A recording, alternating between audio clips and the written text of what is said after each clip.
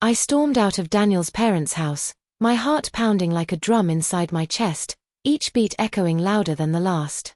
The night air of Maplewood, Oregon, was cool, almost crisp, but it did nothing to calm the fire raging inside me. The words his family had just thrown at me circled endlessly in my mind, sharper than any blade could ever be. "You're not part of the family. Not yet." That single phrase had shattered me. 5 years with Daniel. 5 years of living together, building a home, splitting bills, making plans for the future, and in their eyes, I was still nothing more than a stranger hovering on the edge of their perfect little circle. I had tried to pretend it didn't bother me, tried to convince myself that it was just who they were, aloof, traditional, cold. But tonight, that fragile illusion collapsed into dust. As I gripped the steering wheel of my car, my hands trembled, my vision blurred. How had I let this go on for so long? Why had I allowed myself to be dismissed over and over again, shrinking into the shadows while Daniel's family treated me like some passing guest? Because I loved him. Because I believed that love was enough to bridge the gap. But love doesn't work like that, not when only one person is fighting to keep it alive. What tore me apart wasn't just the cruelty of his family's words. It was his silence. His agreement.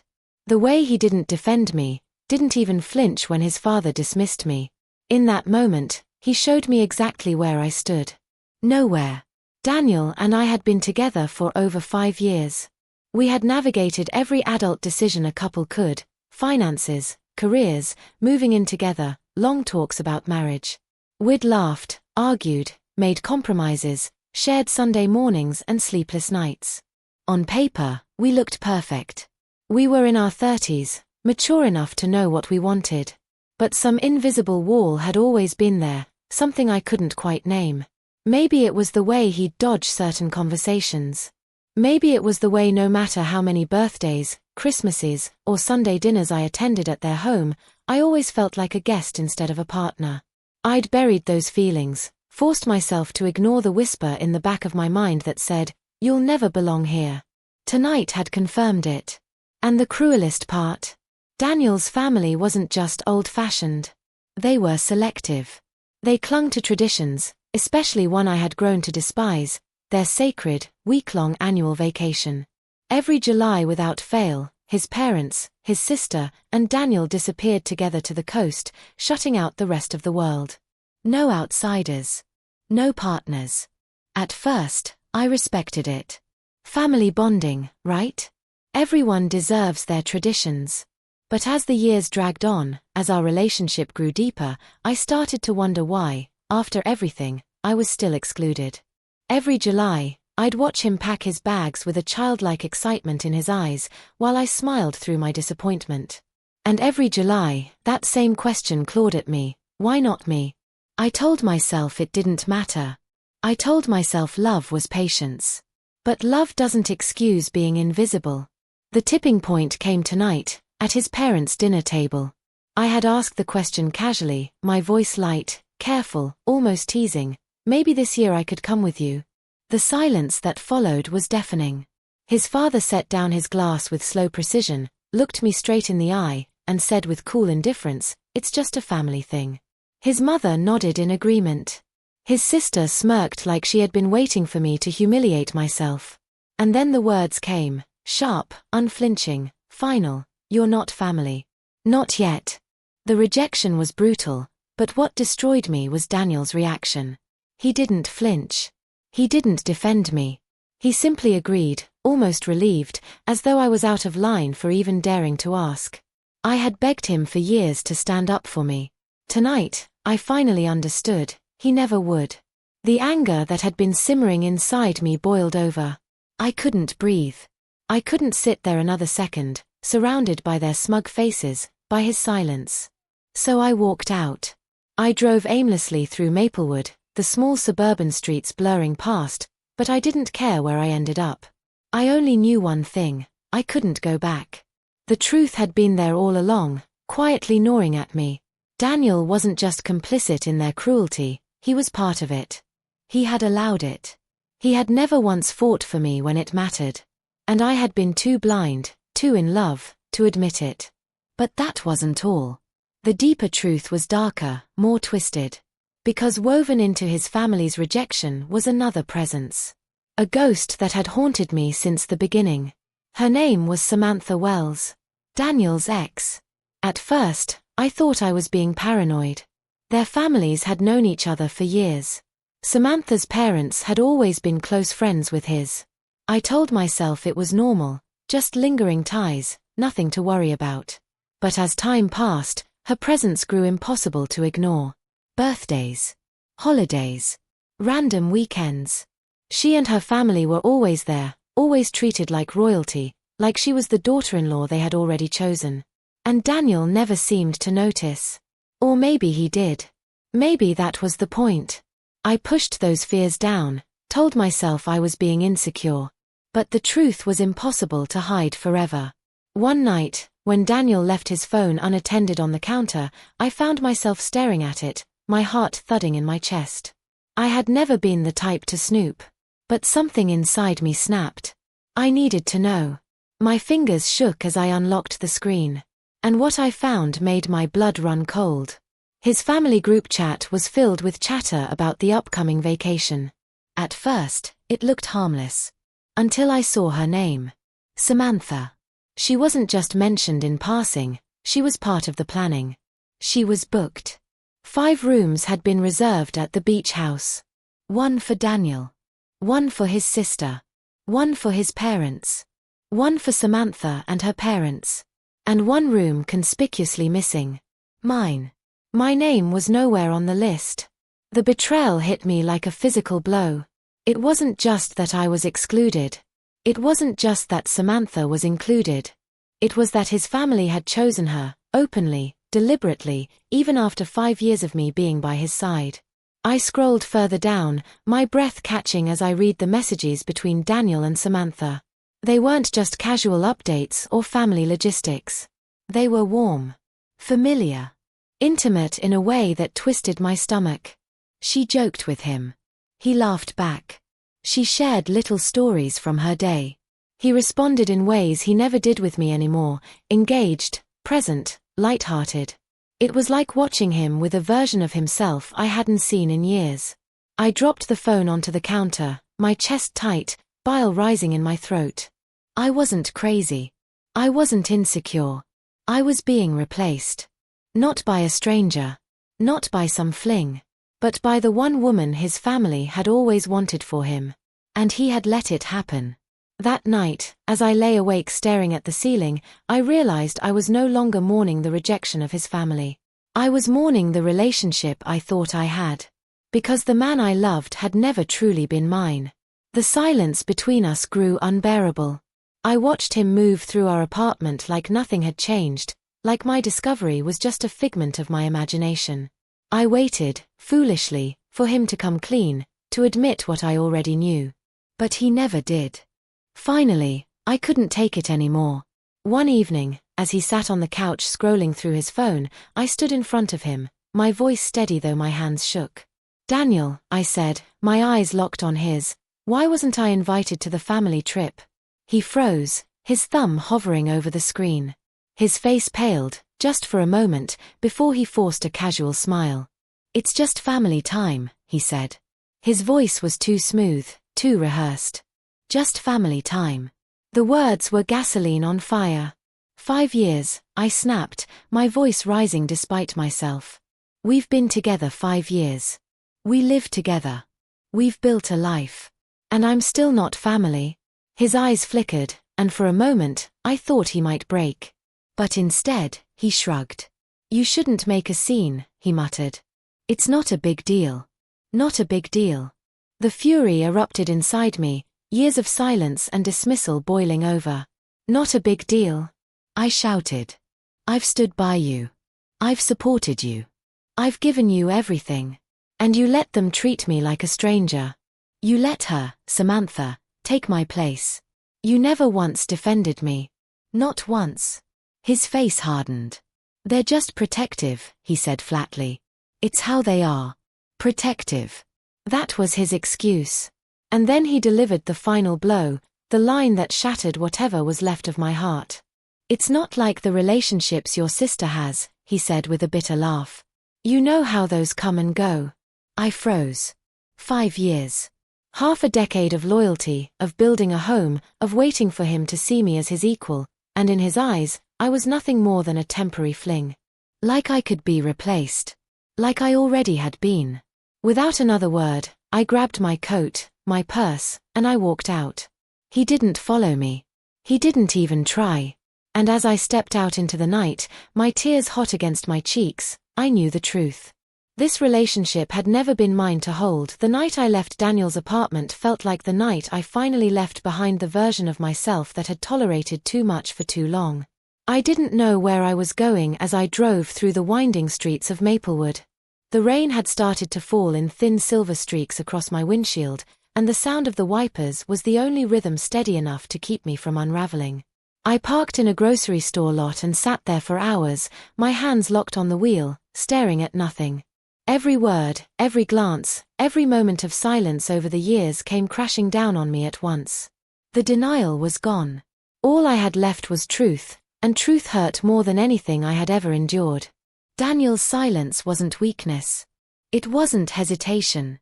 It was choice. He chose not to defend me. He chose to let his family dismiss me. He chose Samantha. And I had chosen to ignore every red flag until it buried me. By morning, exhaustion replaced the storm of rage. I drove to a cheap motel on the edge of town, paid cash, and collapsed onto the bed. My phone buzzed with his messages, the same pathetic cycle. Where are you? Followed by we need to talk, followed by silence. Not once did he say what I longed to hear. I'm sorry. I was wrong. You are my family. Instead, I scrolled back to the evidence on his phone. The group chat. The itinerary. The messages between him and Samantha. It wasn't just about the vacation anymore. It was about loyalty. About who he truly belonged to. And I wasn't the one. I stayed at that motel for 3 days, replaying everything in my head. I thought about the rent I had paid, the vacations I had split, the endless ways I had financially supported our life together while he drifted through, carefree. My love had cost me, and I was suddenly aware of how deep the debt ran, not just in money, but in time, in energy, in self-worth. I had given too much to a man who saw me as temporary. The anger shifted into clarity. If Daniel and his family thought I was disposable, I would show them exactly what it meant to underestimate me. I returned to the apartment while he was at work. My key still turned in the lock. He hadn't bothered to change it, maybe assuming I'd come crawling back like I always had. The moment I stepped inside, the familiar scent of his cologne hit me, but instead of comfort it made me sick. This wasn't my home anymore. This was a cage I had willingly built. I packed in silence. My clothes. My books. The small keepsakes that actually belonged to me. Everything else. I left it behind. The furniture we had bought together, the dishes, the television, the framed photographs of us smiling at beaches and barbecues, all of it stayed. I wanted no reminders. No anchors. On the kitchen counter, I left an envelope. Inside was a detailed ledger, every dollar I had spent on us in the last 5 years. Rent. Utilities. Vacations. Birthdays. His birthday gift 2 years ago that had cost me nearly 2 months of savings. The total at the bottom made my chest tighten. It was enough for a down payment on a house. Beneath the total I had written only 3 words. You owe me. I didn't leave a forwarding address. I didn't leave a note explaining my feelings. He already knew. He just didn't care. I found a small furnished apartment downtown within a week. It was nothing like the life I had built with Daniel, but it was mine. The quiet was heavy at first, but then it became liberating. No one sighed in disapproval when I walked into a room. No one minimized my achievements or made me feel like an intruder. For the first time in years, I could breathe. But healing is never clean. At night, I lay awake, tormented by questions I didn't want to ask. Was he with Samantha right now? Did he kiss her when I wasn't looking? Did he ever actually love me? The doubts gnawed at me until one evening I snapped and decided I deserved answers. I waited until Daniel left for the infamous family vacation. I knew the dates, They were the same every year. I also knew where his family stayed, a private rental property on the Oregon coast, the same place they had been going for decades. And I knew Samantha would be there. So I drove. It was reckless, maybe even humiliating, but I couldn't move on without facing the truth head-on. The beach house was lit up when I arrived, the sound of laughter drifting through the night air. I parked a block away and approached on foot, the sand crunching under my shoes. The closer I got, the sharper the laughter became, and then I heard her voice. Samantha. High-pitched. Familiar. Too comfortable. I crept around the side of the house and peered through the wide living room windows. And there it was. Daniel. Sitting next to her. Not across from her. Not with polite space between them. Next to her. Their shoulders touched as they laughed at some inside joke, her hand resting casually on his thigh like it belonged there. His family sat around them, beaming with approval, as if this were the way things were meant to be. I pressed my hand to my mouth to keep from screaming. It wasn't paranoia. It wasn't insecurity. It was real. They had replaced me before I had even left. I stumbled back into the shadows, my vision swimming, my stomach heaving. The betrayal I had suspected was now undeniable. I wasn't just excluded, I was erased. I drove back to Maplewood in silence, gripping the wheel so tightly my knuckles went white. By the time I reached my apartment, my decision was clear. Daniel was going to pay. Not just financially. Emotionally. The next morning, I called a lawyer. Her name was Catherine Doyle, sharp-eyed and sharper-tongued, and when I laid out my situation, she didn't flinch. You've invested 5 years of your life, both emotionally and financially, she said firmly. You have a right to recover some of what you've lost. If he won't cooperate, we'll pursue it legally. For the first time, I felt like someone was on my side. I didn't stop there. I compiled everything, screenshots of his group chat, photos of the vacation itinerary, even notes from the times his family had dismissed me. I built a case, not just for money but for vindication. If he wanted to treat me like an outsider, then fine. I would become his worst nightmare from the outside. Weeks passed. Daniel tried calling, texting, even showing up at my new apartment once. I ignored him. I wanted his words to sit heavy in his throat, unsaid and powerless. And then one afternoon, I got the message I had been waiting for. A transfer. The full amount I had demanded. No note. No apology. Just money. It should have felt like victory, and in a way, it did. I had reclaimed what was mine. But beneath the triumph was a hollow ache. Money couldn't buy back the years I had wasted. Money couldn't heal the nights I spent crying into my pillow, wondering why I wasn't enough. So I used the money for something Daniel could never touch. Me. I booked a trip to Santorini, Greece, a place I had always dreamed of visiting but had put off because he didn't like flying. The irony made me laugh bitterly as I boarded the plane, first-class ticket in hand, sipping champagne as the coast of America disappeared below me. For the first time in years, I was untethered. The whitewashed cliffs of Santorini glowed under the sun, the Aegean Sea stretching endlessly beyond. I wandered through cobblestone streets, tasted wines older than my relationship, watched sunsets that painted the sky in colors I had no words for. And slowly, piece by piece, I began to feel whole again. Until he showed up. Daniel. One evening, as I sat in a cafe overlooking the sea, I looked up and there he was. Disheveled. Sunburned. His eyes locked onto mine with desperation. Claire, he whispered, my name breaking in his throat. I froze. How had he found me? Why was he here? And most importantly, what did he want now that I was finally free? Claire, Daniel said again, his voice cracking under the weight of my name. Hearing it here, in a foreign country thousands of miles from Maplewood, felt surreal, almost laughable. He looked out of place among the relaxed tourists and whitewashed walls, like a shadow that had followed me across an ocean. I didn't answer right away. My fingers tightened around the stem of my wine glass as I forced myself to stay still, calm, unreadable. He didn't deserve to see me shaken. What are you doing here? I asked finally, my voice sharper than the sea breeze whipping across the cafe terrace. His shoulders sagged with visible relief at my acknowledgement. "I had to see you," he said, stepping closer. He looked exhausted, his clothes wrinkled, hair unkempt, eyes ringed with sleeplessness. "You disappeared. You wouldn't answer my calls. You left me with—" I cut him off with a bitter laugh. "With what, Daniel? With consequences. With the reality of your choices." He flinched, his lips pressing into a thin line. "It's not what you think," he said quickly. "Samantha." My blood went cold at the sound of her name. "Don't," I snapped. "Don't insult me by pretending there's an explanation that will make any of this okay." He sat down across from me without asking, his desperation seeping into every movement. "Claire, please. It wasn't like that with her. My family." "Your family," I echoed, venom coating every syllable.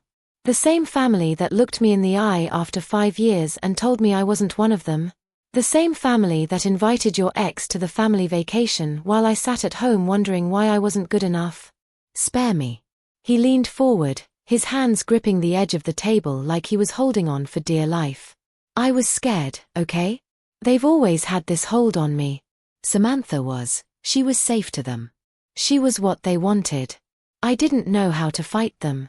I stared at him, a strange mix of rage and pity churning inside me. "No, Daniel. You didn't want to fight them. You let them decide for you. You let them choose her over me. And you went along with it because it was easier." His eyes dropped, shame flooding his expression. "I made mistakes," he whispered. "Mistakes?" My laugh was sharp enough to cut glass. "A mistake is forgetting an anniversary or leaving the dishes undone. Betraying the woman who gave you 5 years of her life, letting your family erase her while you sat there and nodded, that's not a mistake. That's who you are." The silence between us stretched, thick with everything unsaid. He finally looked up, his voice low and trembling. "I still love you, Claire." Something inside me snapped, not with grief, but with clarity. I had spent years waiting for those words, craving them like oxygen. Now they sounded pathetic, empty, meaningless. "You love me," I said, my voice quiet but laced with fury. "You don't even know what that word means. Love is fighting for someone when it's inconvenient. Love is standing by them when the world pushes them aside. Love is not sitting in silence while your family humiliates them. Whatever you feel for me, Daniel, it isn't love." His face crumpled. "I don't want to lose you." "You already did," I replied simply. He reached across the table, his hand brushing mine, but I pulled back like his touch burned. I saw the panic flicker in his eyes. He wasn't used to me being the one who walked away. 4 years, I had been the one to forgive, to compromise, to bend until I broke. But not anymore. I stood up, my chair scraping against the stone floor. "Enjoy your trip, Daniel. But understand this, you don't get to follow me anymore. Not here, not ever again." I turned and walked away, my step steady even as my chest ached. He called after me, his voice breaking in the salty air, but I didn't look back. Not this time. The days that followed felt lighter, like I had shed a skin that no longer fit. Santorini wrapped around me like a balm, sunlight on my face, waves lapping at the shore, strangers' laughter filling the streets. I allowed myself to enjoy it fully, without guilt, without compromise. For the first time in years, I wasn't living in someone else's shadow. But fate wasn't finished testing me. One evening, as I wandered through a bustling market, I caught sight of a familiar face. At first I thought it was my mind playing tricks on me, conjuring ghosts from the past. But then she turned, and my blood ran cold. Samantha. She was there, in Greece, dressed in a flowing sundress, her arm linked casually with her mother's as if she owned the world. My heart slammed against my ribs as the realization struck. She hadn't just been part of his family vacation. She was following the same trail I had taken, orbiting Daniel like the moon around a dying planet. She hadn't noticed me yet. My instinct screamed to leave, to vanish into the crowd, but something stronger held me in place. I had spent years being haunted by her shadow. I wasn't going to run anymore. I stepped forward. Her eyes found mine, and for the first time, I saw her mask falter. A flicker of recognition. a twitch of discomfort. But then, just as quickly, her smirk returned. Well, well, she said smoothly, her voice dripping with false sweetness. Claire, I didn't expect to see you here. My jaw tightened. I could say the same about you. She shrugged, tilting her head like a cat playing with its prey. The world's a small place, isn't it? Besides, Daniel told me you loved Greece. I guess he wasn't lying. The mention of his name on her lips was like poison. But instead of letting it pierce me, I smiled, cold, sharp, controlled. Daniel's not here, I said evenly. Just me. And I'm not interested in playing whatever game you think this is. Her smirk widened, but I saw the crack in her eyes. She thrived on power, on being chosen, on winning battles no one else agreed to fight. Without Daniel, without the family to back her, she was just a woman trying too hard to stay relevant. I leaned closer, my voice low enough that only she could hear. You can have him, Samantha. All of him. His weakness, his silence, his inability to stand up for anyone. If that's the prize you've been chasing, congratulations. You've won. For the first time, she faltered. Her smirk slipped, her lips parting in something dangerously close to uncertainty. And then I walked away. By the time my trip ended, I felt transformed. I wasn't the same woman who had stormed out of Daniel's parents' house with tears in her eyes. I was stronger, sharper, unafraid.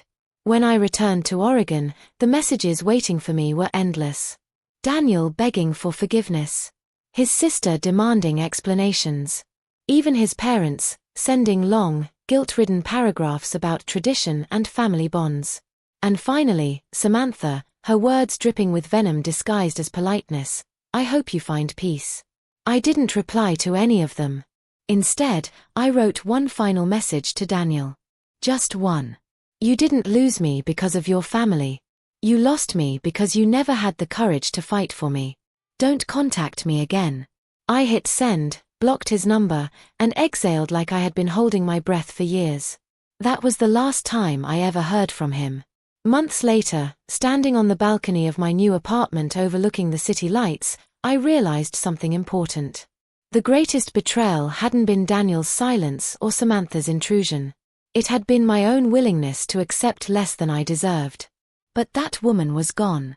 Now, I was building something better. A life where I was the main character, not a supporting role in someone else's story.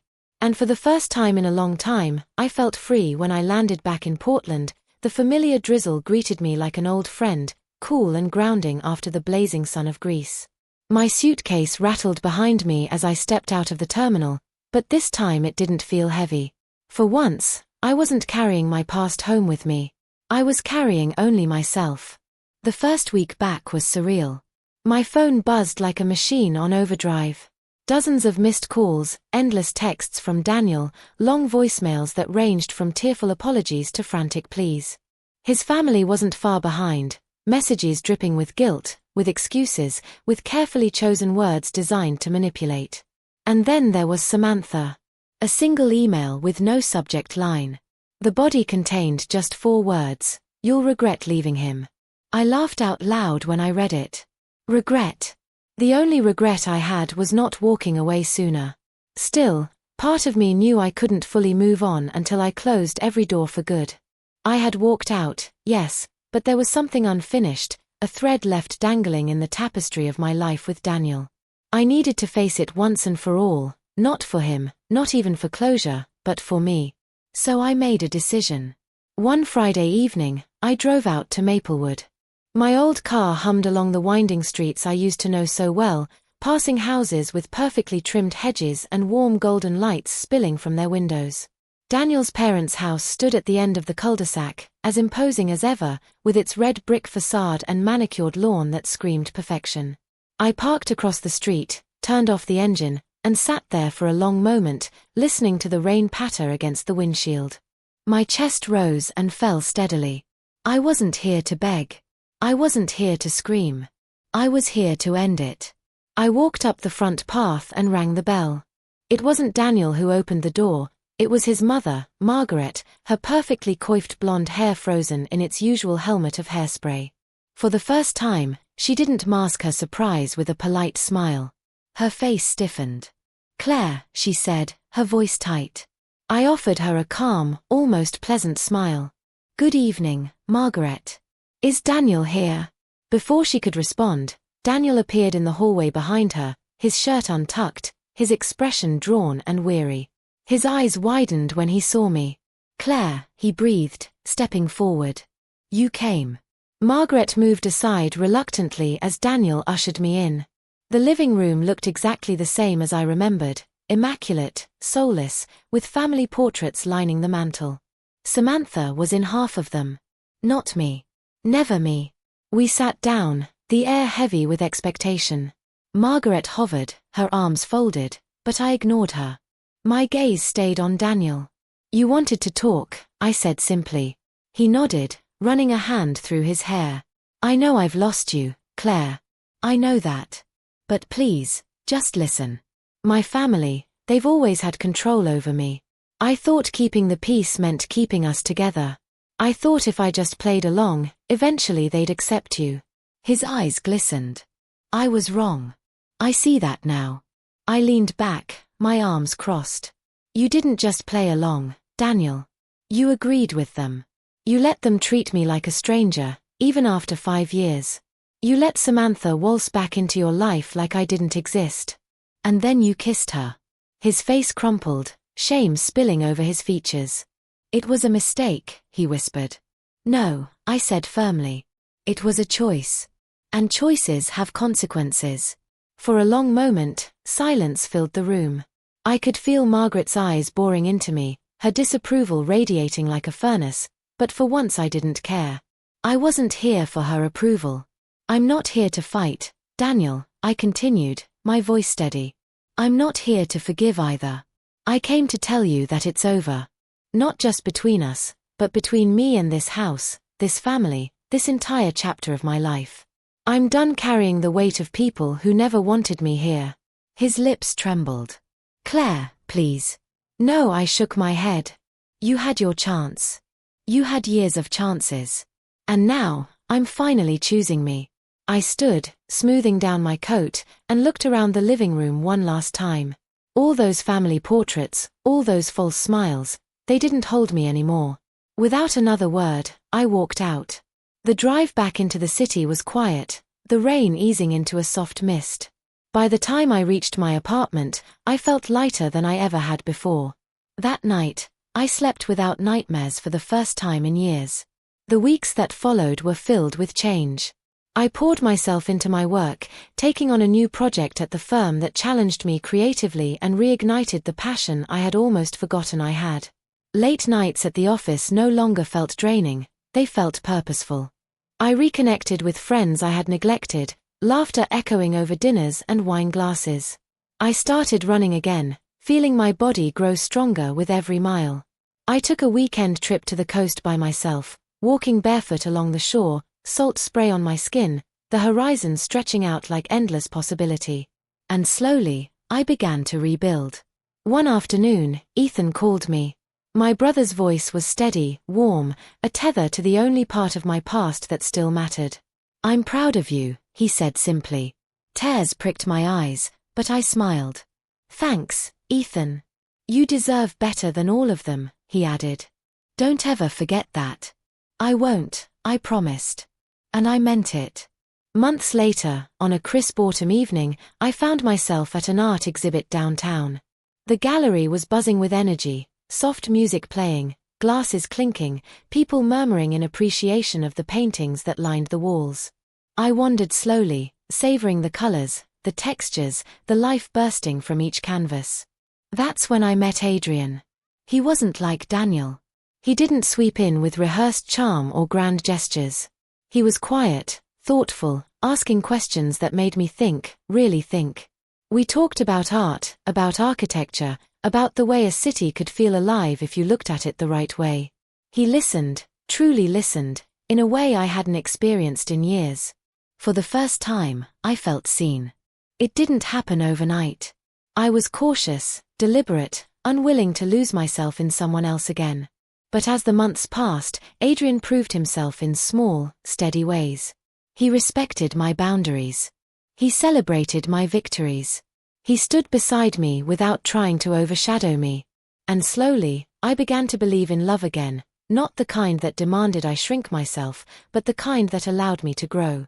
Looking back now, I see it clearly. Daniel and his family were never my home. They were a cage I had tried to convince myself was shelter. It took losing them to realize that I had the key all along. The greatest lesson I learned was simple but powerful: never beg to be chosen.